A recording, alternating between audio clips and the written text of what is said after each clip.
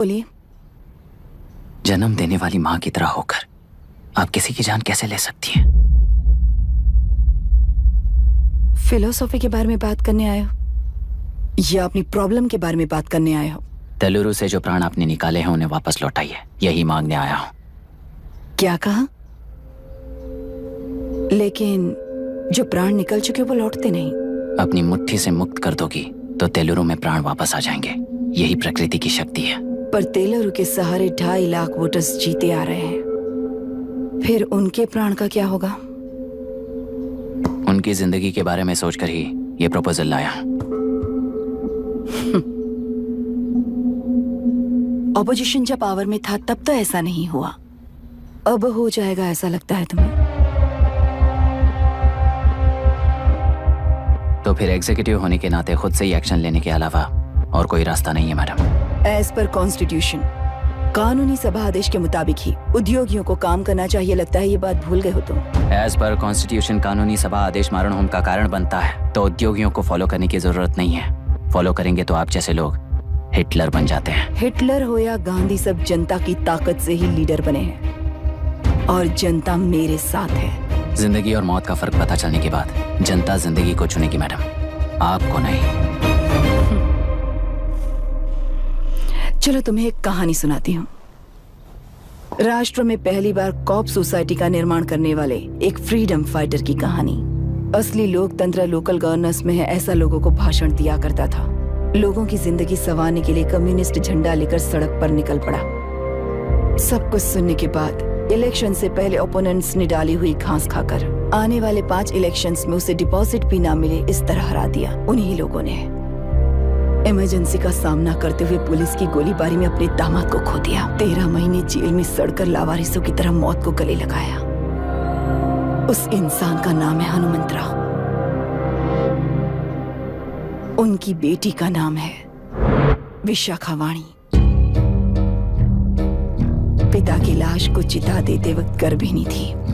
उस दिन उसने चिता को आग लगाई, अपने पिता की लाश को नहीं बल्कि पिता के अंदर समाई सच्चाई को आग लगाई और उनकी लाचारी को। उस आग को अपने सीने में रखकर अपने पिता को हराने वाले तंत्र को अपनी मुट्ठी में रखकर जीतते हुए जी रही हूँ आज। मतलब जनता को उल्लू बनाकर जीना ही आपका तंत्र है? एक कार्टूनिस्ट के बनाए हुए घटिया कार्टून को प्रिंट करने से मना करने वाले एक तमिलियन पर गुस्से से बॉम्बे से साउथ इंडियंस को मारकर भगाकर प्रजानायक बना और उसके कुछ साल बाद तक नॉर्थ इंडियंस को अपने राज्य से भगाकर राजकीय शक्ति बन चुका था। वो फैसिस्ट फैमिली आज उस राज्य की रूलिंग पार्टी है। जाति के नाम पर हमारे देश को अलग अलग करने वाला हर एक गधा एक नायक है। सब्सिडी के जरिए सबको आलसी बनाने वाली हर पार्टी एक रूलिंग पार्टी है। जहां अज्ञान इकट्ठा होता है वहीं धोखा पैदा होता है। कलेक्टर, मौत क्या है और जिंदगी क्या है तुम समझाओगे तब भी वो नहीं समझेंगे। तुम्हारी आंखें गंदी नदी को देख सकती हैं और मेरी आंखें पूरे मैले समुंदर को देख रही हैं। डार्विन के कहने के मुताबिक बंदर ही आगे चलकर इंसान बना है। किसी भी लोकतंत्र में at any given point of time 80% voter अभी भी बंदर हैं। इस होशियार माइनॉरिटी के पास, उस बेवकूफ बंदर के पास एक ही पावर है, वोट। और ऐसी व्यवस्था से क्या मिलेगा अराजकता के अलावा? उनमें से जो भी उस बंदर को चालाकी से सिखाएगा वही उस पिरामिड पर होगा। और इसीलिए चाहे कोई भी डेमोक्रेसी फंक्शन हो, तुम्हारा जो इशू है उस पर मेरा इक्वेशन सिंपल है। नदी के कारण बाधित हुए लोग केवल 1 लाख हैं और लाभ पाने वाले वोटर्स की संख्या 2.5 लाख है।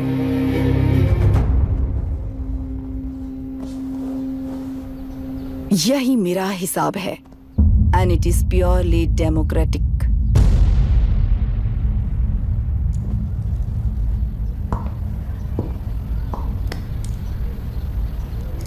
इस होल थियरी में आप एक छोटा सा लॉजिक मिस कर गई मैडम। इंसान यहां से यहां तक चेंज तो हुआ है, करेक्ट है, पर इस चेंज को चलाने वाली एक शक्ति है, कॉन्शियंस, मनस्साक्षी। आज आपके सामने खड़े होकर सवाल पूछने वाला मनस्साक्षी। इस वर्जन से नेक्स्ट वर्जन के इंसान में बदलने के लिए आपको 1 हफ्ते की मोहलत देता हूँ। अगर तब तक आपके मन में बदलाव आया तो उस रास्ते पर हम एक साथ चलेंगे, वरना इसी पहाड़ से नीचे गिरकर चरित्रहीन हो जाएंगे आप, बिल्कुल हिटलर की तरह। एंड बाय द वे, मेरी फिलॉसफी आपके पढ़ी हुई डार्विन नीचे नहीं सिखाई हुई है, पर आपको उन परिणामों की खबर नहीं है और मैं उन परिणामों को देख रहा हूँ। Thanks for your time.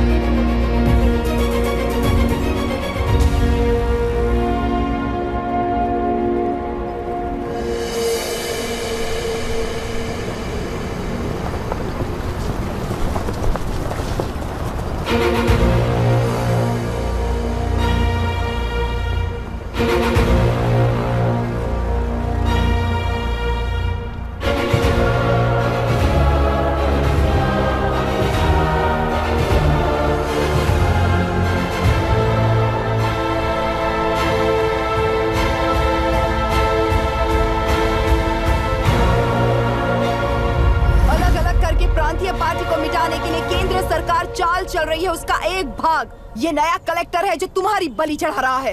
इस स्कैम में मुझे फंसाने की कोशिश में वो तुम्हारे पेट पर लात मार रहा है। इस पल से मत्स्य गंधा फिशरीज मेरा नहीं है, तुम्हारा है। इस कंपनी में हर एक मत्स्यकार एक समान का हिस्सेदार है। विशाखावाणी जिंदाबाद, विशाखावाणी जिंदाबाद।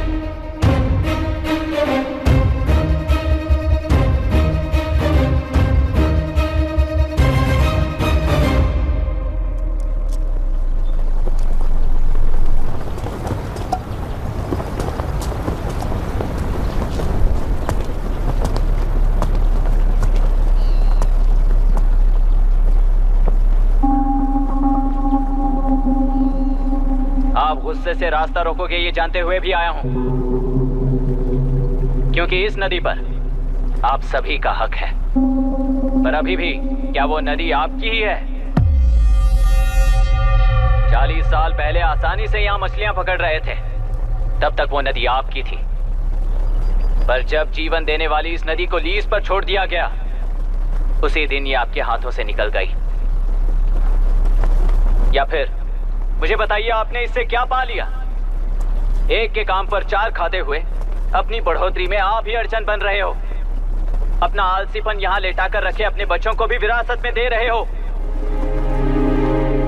इस बांध को टूटने से नुकसान आपका नहीं होगा, आपको इस चक्र में फंसाकर आपसे 10 गुना ज्यादा कमाने वाले इस सोसाइटी के प्रेसिडेंट्स आपसे हजारों गुना ज्यादा कमाते हुए आपके भविष्य पर सिंहासन डालकर बैठी हुई वो नियोक्ता है। आपका डर, अज्ञान, मासूमियत, विश्वास ही उसके सिंहासन के 4 पैर हैं। उस सिंहासन को बचाने के लिए, अपने गुनाहों को छिपाने के लिए आज आप सभी को उस कंपनी में भागीदार बनाया गया है, और उसका लाभ कभी भी आपको नहीं मिलेगा। यही सच है। इस नदी में क्या हो रहा है आप जानते हो, वो गलत है ये भी जानते हो, पर उस जाल से निकलकर पहाड़ देखने के लिए डरते हो। किस लिए डरते हो? आखिर किस लिए डरते हो?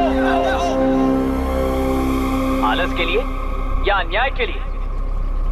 100 साल पहले वेंगी राज साम्राज्य को बचाने के लिए ओडिशा से आए वीर हैं तुम्हारे दादा और परदादा। तुम्हारी तरह हर बात और बदलाव के लिए वो तो नहीं डर गए थे ना। एक बार डर नाम के इस बांध को तोड़ कर देखिए, उस सिंहासन के पैर टूटेंगे, इस मां की हथकड़ियां खुल जाएंगी। नेल्लूरू में एक बार फिर जान आएगी, तुम्हारे साथ साथ उन किसानों को भी जिंदगी मिलेगी। आसानी से मछलियां पकड़ने की शक्ति आप सब में है।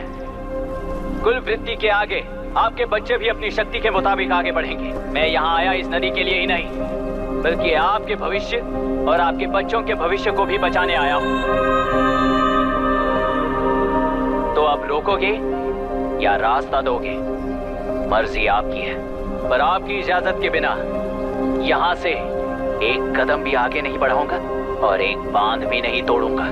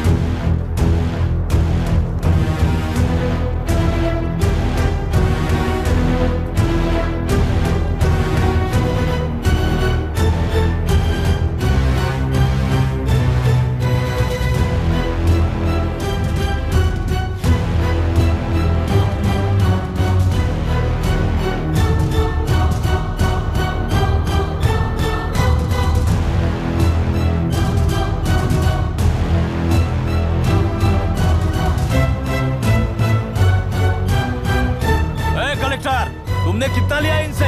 ये नदी हमसे छीन कर तुम उन लोगों को देना चाहते हो क्या? अबे घोंचू, और कितने साल तुम्हारी चलेगी? हाँ, आओ देख लेते हैं। चलो रे, मार देते हैं इन्हें, छोड़ेंगे नहीं किसी को, जान से मार देंगे।